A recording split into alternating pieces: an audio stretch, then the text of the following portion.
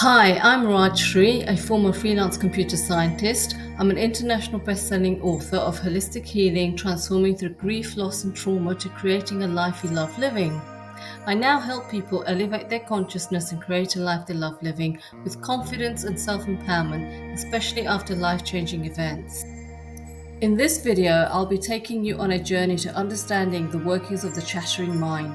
I'll give 3 effective methods to find inner freedom and peace, and there's a gift at the end for you.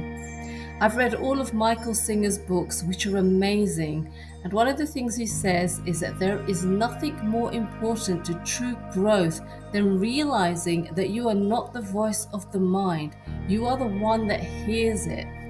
Have you noticed that there's a voice in your head that is constantly talking? Do you know that that is not you in there? And it's not always your best friend. In fact, you're the one that observes the thoughts. You begin your journey to spiritual awakening and true inner freedom and peace of mind when you realize this. That voice is your conscious mind chattering away. It argues with itself, taking both sides of the argument. It's enough to drive a person mad. It's like talking to yourself, but inside your head. Your mind will criticize, belittle, doubt, judge, and project fearful thoughts. It will go into repetitive, endless cycles of the same conversations and even get angry with you, really itself. It can praise you for your accomplishments and achievements. It can make you feel happy with external circumstances when they're favorable.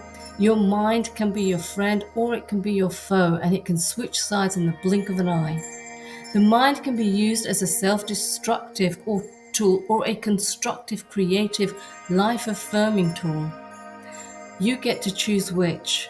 You get to choose which monkey you feed. In Indian philosophy, the mind is usually referred to as a monkey mind because it jumps from place to place, never staying in the present moment.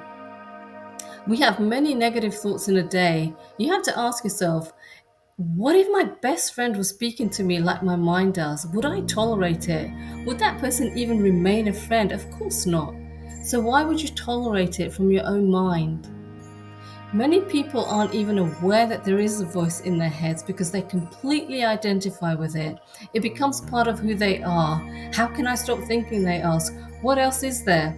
The question to ask is, who am I without these thoughts? That's a question many are afraid to ask. From an early age, we have been taught that the rational mind is who we are. Descartes said, I think, therefore I am. Many people believe that if they stop thinking, they will cease to be. They're afraid of what they will find beyond their thoughts. Some people are scared to be alone or even sit in silence. However, with a quiet mind, you will realize that you are not your thoughts and you still exist. Else, people who meditate would disappear. To experience inner peace, you have to quieten your mind and access the awareness within you. The one who is observing the working of your mind is the real you. The easiest way to experience this is through meditation. People tend to dismiss meditation because they think it's doing nothing and they have to be doing something all the time. I used to be like that myself. I dismissed meditation for many years because I used to think that I'm a thinker and a problem solver. So not to think would do nothing to advance my life or my career. And boy, was I wrong. Meditation has changed my life. Believing that we always have to be doing something is another form of distraction. And that keeps us from tapping into the rich source of wisdom that lies within us. The longer you stay in the aware state and observe your thoughts, the sooner you will understand the nature of your mind and notice all its tricks and repetitions. Stay neutral to what the mind throws at you. Observe it and let go of the perpetual thought cycles. You don't have to sit with your eyes closed to experience awareness. You can be aware whilst you walk or go about your daily activities. It's about focused presence. With practice, you will find that quiet, peaceful place within. Don't trust everything your mind tells you. Tesla said, "My brain is only a receiver." In the universe, there is a core from which we obtain knowledge and strength and inspiration. I have not penetrated into the secrets of this core, but I know it exists. I personally believe that he was talking about the Akashic records. Thoughts are energy and always exist, so every thought that has ever been thought still exists. Our brains are receivers and transmitters of thought. Like a radio dial, you dial with your vibrational tuner. We can pick up our own thoughts or the thoughts of mass consciousness. So you can't always trust what your conscious mind is telling you.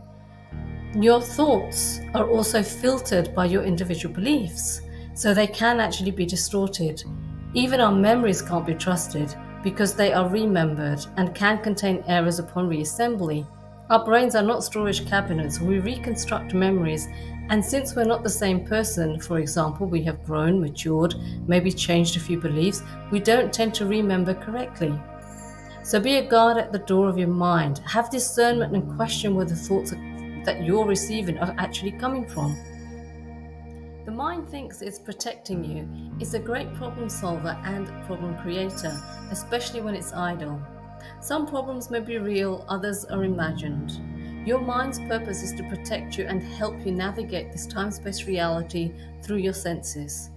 In the days when humans were running from wild animals, the mind helped keep them physically safe. Now that most of our basic needs are met and we're not facing physical danger, the mind has to look elsewhere. It has found its place in psychology. Its new self appointed job is to protect your self image from being hurt by other people's opinions, words, and judgments. For example, how dare they treat me that way? Or how could he have said that to me? The problems you think you have are often just created by your mind. The mind creates urgency and stress as well. I've had many sleepless nights, sometimes getting up out of bed at 3 a.m. to send an email, and then fuming until I get a response. I could have waited till 9 a.m. and got a good night's sleep instead, but sometimes, just to shut the mental chatter, I got up and dealt with it. And when I felt tired throughout the day, my mind would blame me, which is really itself, for not getting a good night's sleep. How many of you experience that? The mind can make a mountain out of a molehill. It's sometimes best to pause it until you can actually reassess the situation, maybe say in 3 days, if that is possible. Sometimes the situation will actually resolve itself. Other times you can just say, well, thanks mind for sharing, and leave it at that. The mind will feel that it's being heard.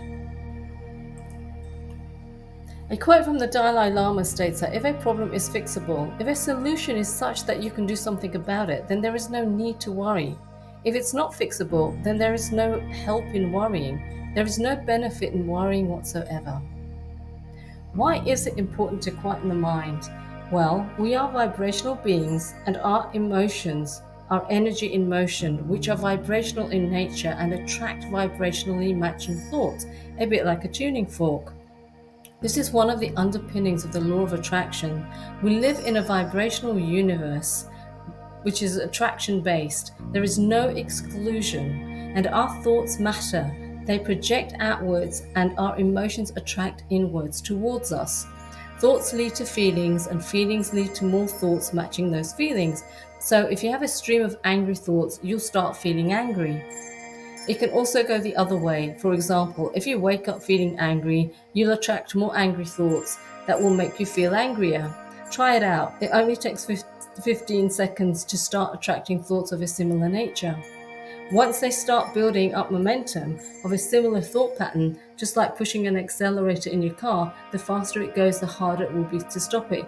Your train of thoughts will also work basically in the same way. Sometimes it can feel that your thoughts are actually thinking you. At times like this, it's best to ride it out without adding more fuel to it, or take a nap, or distract yourself with something else. We have 60,000 thoughts in a day, most of which are repetitive, and many are negative, so nothing much changes in our lives. We live in a vibrational universe that is attraction based, where everything is continuously changing, but it's changing to the same thing. If you studied IT, you'll realize that our outer reality is just rendering itself continuously like a frame on a computer screen or a TV screen. It's always changing. Our reality is like that, but if you don't change your state of being, nothing in your life, externally or even internally, will change by much.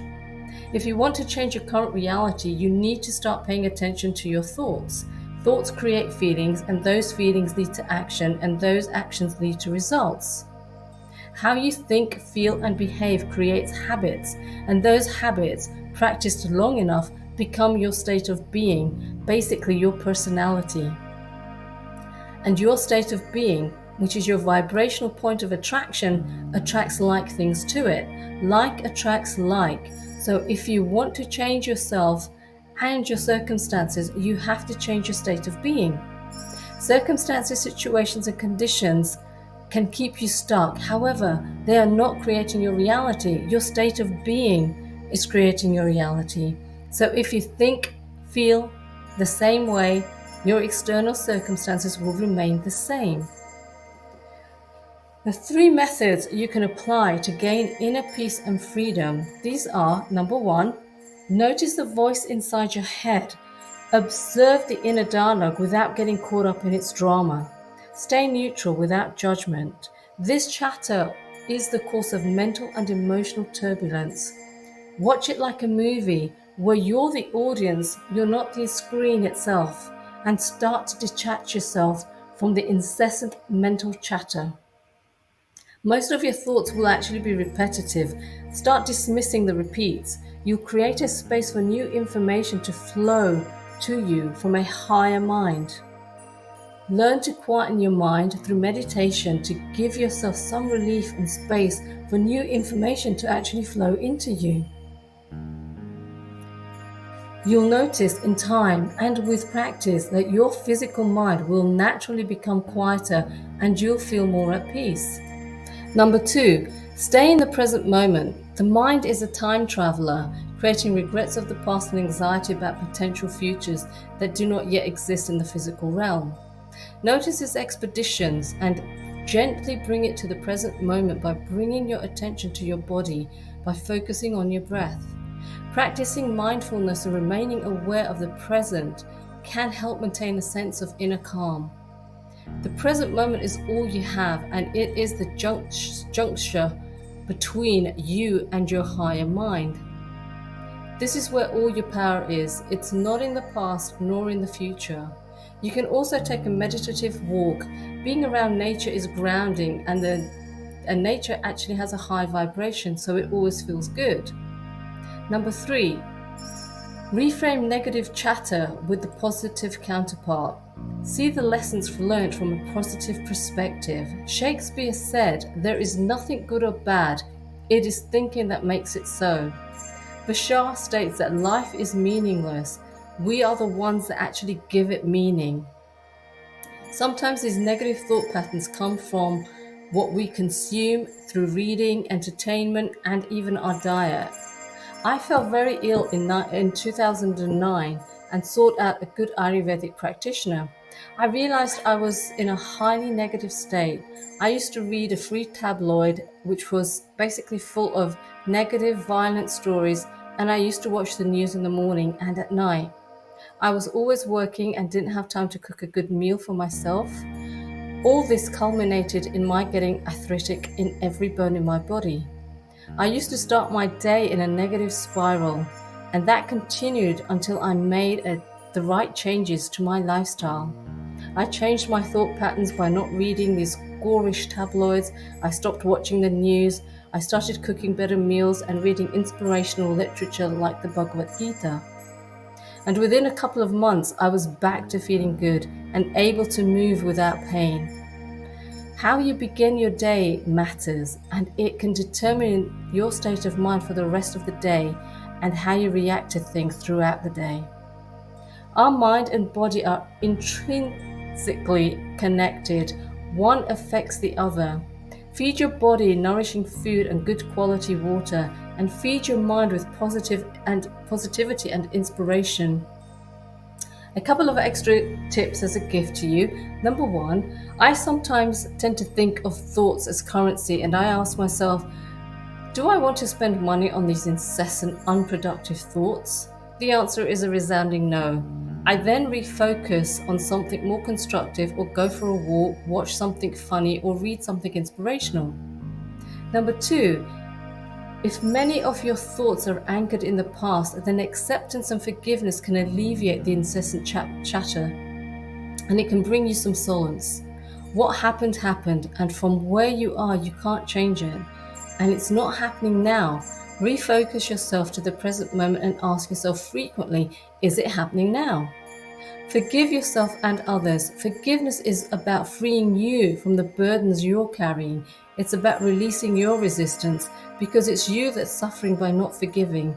You're the one that's holding on to the resentment, the anger, the blame. Don't be angry at yourself for other people's mistakes.